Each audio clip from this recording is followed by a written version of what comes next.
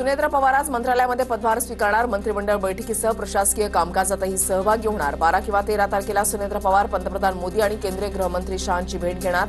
तर याच आठवड्यामध्ये राष्ट्रीय अध्यक्ष नेमणुकीच्या प्रक्रियेला सुरुवात होण्याची शक्यता.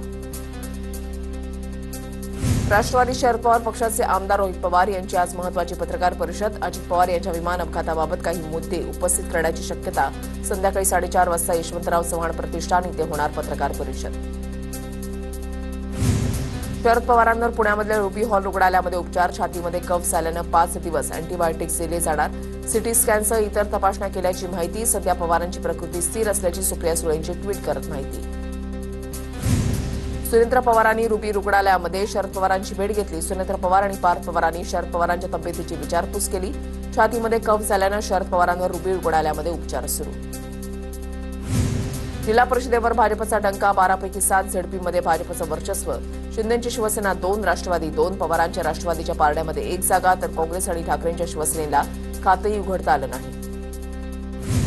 पंचायत समितीवरही भाजपचा झेंडा. 125 पैकी 52 पंचायत समितीवर भाजपची एकहाती सत्ता. तर शिंदेची शिवसेना 26, राष्ट्रवादी 25, पवारांची राष्ट्रवादी 8, काँग्रेस 8. तर ठाकरेंच्या शिवसेनेला सर्वात कमी 5 जागा. जिल्हा परिषद निवडणुकीमध्ये भाजपचा नंबर 1चा पक्ष. भाजपाने जिल्हा परिषद आणि पंचायत समिती निवडणुकीमध्ये 2017चा रेकॉर्ड मोडला. जनतेनं पुन्हा एकदा माहितीवर विश्वास दाखवला. मुख्यमंत्री फडणवीसांची प्रतिक्रिया. मवियाला जनतेनं नाकारलंय. महाराष्ट्रामध्ये महायुतीच दिसेल. मवियाचा पराभव झालाय. राज्यामध्ये महायुतीच दिसेल. जिल्हा परिषदेच्या विजयावरून चंद्रशेखर बावनकुळेंची टीका.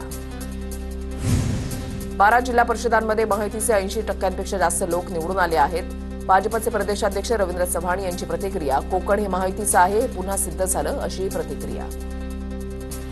दादांच्या एनसीपीच्या विजयी उमेदवारांनी सुरेंद्र पवारांची घेतली भेट. विजयी उमेदवारांनी संयोग निवासस्थानी जाऊन घेतली भेट. भेटीवेळी पार्थ पवारही होते उपस्थित. सोलापूर जिल्हा परिषदेच्या दहिगाव गटामध्ये राम सातपुतेंच्या पत्नी संस्कृती सातपुते विजयी. पवारांच्या राष्ट्रवादीचे आमदार उत्तम जानकरांचे पुत्र जीवन जानकर पराभूत. टोकाची वल्गना करणाऱ्यांना जनतेनं जागा दाखवली. संस्कृती सातपुतेंची प्रतिक्रिया. रायगडच्या महाडमधून भरत गोगावले यांचा मुलगा विकास गोगावले विजयी. तर हा जनतेचा विजय. हवेत चालणाऱ्या लोकांना परत एकदा घरी बसवलं. जनतेनं सर्व डाव ओळखून योग्य निर्णय घेतला. भरत गोगावलेंचा निशाणा. छत्रपती संभाजीनगरमधल्या पाचोड गटातून खासदार संदीपान भुमरेंचे पुतणे विजयी. अजित पवारांच्या राष्ट्रवादीच्या विलास शेळकेंचा केला पराभव. इंदापूर तालुक्यामधल्या बावडा जिल्हा परिषद गटामधून राष्ट्रवादी काँग्रेसकडून अंकिता पाटील विजयी. अंकिता पाटील हर्षवर्धन पाटील यांच्या कन्या. इंदापूर बोरी गडातील राष्ट्रवादी उमेदवार श्रीराज भरणे विजयी. जिल्हा परिषद निवडणुकीमध्ये माजी मंत्री तानाजी सावंतांचे दोन्ही पुतणे विजयी. सोलापूरच्या मानेगावातून पृथ्वीराज सावंत विजयी. धाराशिवच्या जवळा गटातून धनंजय सावंत विजयी. छत्रपती संभाजीनगरच्या हातनूर जिल्हा परिषद गटामधून माजी मंत्री बबनराव लोणीकरांच्या कन्या विजयी. भाजपच्या तिकिटावर मीनाक्षी पवार यांनी हातनूर जिल्हा परिषद गटातून विजय मिळवला. मावळमध्ये राष्ट्रवादीचा झेंडा. जिल्हा परिषदेच्या 5 आणि पंचायत समितीच्या 10 जागांवर राष्ट्रवादीचं वर्चस्व. कार्यकर्त्यांच्या जल्लोषात दिवंगत उपमुख्यमंत्री अजित पवारांचे फोटो झळकले.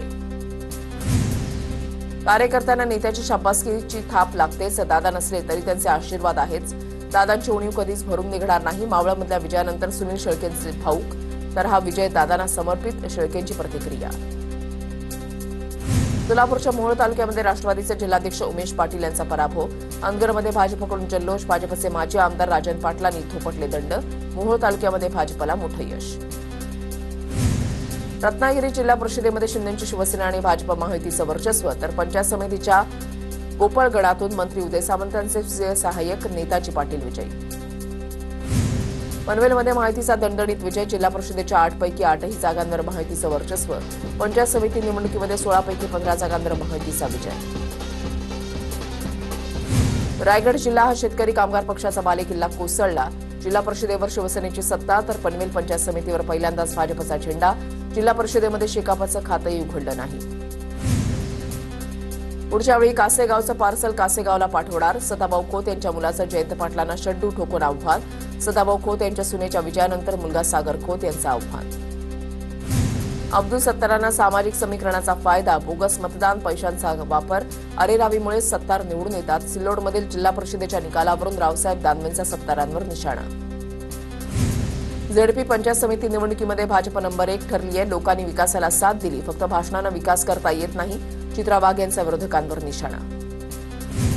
आटपाडीमध्ये 3 जागांवर भाजपचा पराभव. आटपाडीमधील पराभवाची जबाबदारी स्वीकारतो. आम्ही झालेल्या चुका दुरुस्त करू. निवडणुकीमधील पराभवानंतर गोपीचंद पडळकरांची प्रतिक्रिया. सांगलीच्या दिघंची जिल्हा परिषद गटामधून 22 वर्षीय पृथ्वीराज पाटील विजयी. एकनाथ शिंदेच्या शिवसेनेकडून पृथ्वीराजला उमेदवारी मिळाली होती. वडील तानाजी पाटलांच्या कामावरच्या जोरावर पृथ्वीराज पाटील यांनी निवडणूक जिंकली. चित्तूर वारुण जिल्हा परिषद मतदारसंघातून जनसुराज्य पक्षाचे सर्जेराव पाटील विजयी. कार्यकर्त्यांकडून गुलाल उधळून जल्लोष साजरा. स्थानिक राजकारणामध्ये सर्जेराव पाटलांचं वर्चस्व पुन्हा एकदा सिद्ध. कराड तालुक्यामध्ये तांबे पंचायत समिती गणासाठी फेरमतमोजणीमध्ये शिवसेनेचे दिनेश कुंभार एका मतानं विजयी. भाजपचे तानाजी देवकरांचा केवळ एका मतानं पराभव. पुण्यातील कारेगाव पंचायत समिती गणातील राष्ट्रवादीच्या इन्स्टा स्टार निर्मला नवलेंचा पराभव. भाजपच्या मनीषा पाचंगे यांच्याकडून 393 मतांनी पराभव.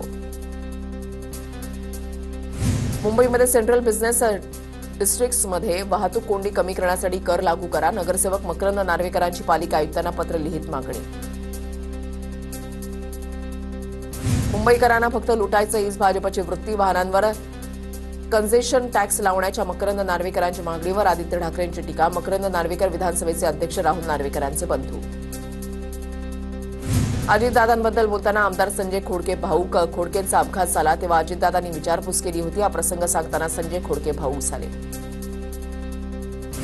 राज्यात लवकरच 70,000 पदांची नोकर भरती होणार. महाराष्ट्र लोकसेवा आयोगाकडून सुमारे 50,000 पदांची भरती प्रक्रिया राबवली जाणार. तर या नोकर भरतीमध्ये एमपीएससी बाहेरील 20,000 पदांचा समावेश. जळगावातील धरणगावमध्ये राहणाऱ्या इराणी महिलेची मायदेशी रवानगी. आवश्यक कायदेशीर प्रक्रिया पूर्ण करून महिलेची रवानगी करण्यात आली. महिलेला आश्रय दिल्याप्रकरणी 3 आरोपी अटकेत. कर्तव्यावरून सुट्टीवर आलेल्या संतोष गर्जे या सीआरपीएफ जवानाचा अपघाती मृत्यू. बीडच्या सुरडीमध्ये शासकीय इतमामात अंत्यसंस्कार. आष्टी ते सुरडी दरम्यान संतोष गर्जेंच्या दुचाकीचा अपघात. धुळ्यात पीडब्ल्यूडीच्या उपअभियंत्याला 8 लाखांची लाच घेताना एसीबीकडून अटक. केलेल्या कामांची उर्वरित बिल काढण्यासाठी घेतली होती लाच. नितीन इंगळे असं पीडब्ल्यूडीच्या उपअभियंत्याचं नाव. शहराजवळच्या अवधान एमआयडीसीमधील अतिक्रमणांवर तोडक कारवाई. अतिक्रमण विरोधी पथकाच्या कारवाईमध्ये 50 अतिक्रमणं जमीनदोस्त. व्यापाऱ्यांच्या तक्रारीनंतर कारवाई. उपमुख्यमंत्री शिंदेंच्या वाढदिवसाच्या निमित्तानं नंदुरबार शहरामधील 40,000 विद्यार्थ्यांना पावभाजीची पार्टी. भावी मतदारांपर्यंत पोहोचण्याचा शिंदेंच्या शिवसेनेचा उपक्रम. शहरातील सर्व शाळांमधील विद्यार्थ्यांसाठी 2 दिवस मेजवानी. वाळूच्या नवीन धोरणामुळे नंदुरबारमध्ये वाळू टंचाई निर्माण होत असून घरकुल बांधकामं ठप्प होण्याच्या मार्गावर. 0% रॉयल्टी बंद झाल्यानं वाळू वाहतूक अडचणीत. नाशिकमध्ये उपमहापौर निवडीनंतर शिवसैनिकांमध्ये मोठी नाराजी. विलास शिंदेंच्या निवडीनंतर महानगर प्रमुख प्रवीण तिदमेंसह कार्यकर्ते नाराज असल्याची चर्चा. एकनाथ शिंदेंसोबतच्या बैठकीनंतर प्रवीण तिदमेंची नाराजी दूर. नंदुरबारमध्ये 1112 बोगस जन्म मृत्यू दाखल्यांचा धक्कादायक खुलासा समोर. 53 बोगस दाखले सापडले. उर्वरित प्रमाणपत्र धारकांवरील कारवाईकडे लक्ष. अहिल्यानगरच्या कोपर गावात ऊस तोडणी मजुरावर बिबट्याचा हल्ला. बिबट्याच्या हल्ल्यामध्ये मजूर जखमी. नेमीचंद जाधव असं जखमी झालेल्या मजुराचं नाव. मीरा रोड रेल्वे स्थानक परिसरामधील अनधिकृत बांधकामांवर पालिकेचा हातोडा. अतिक्रमण हटवल्यानं प्रवाशांचा रास्ता मोकळा. मीरा भाईंदर महापालिकेची धडक कारवाई.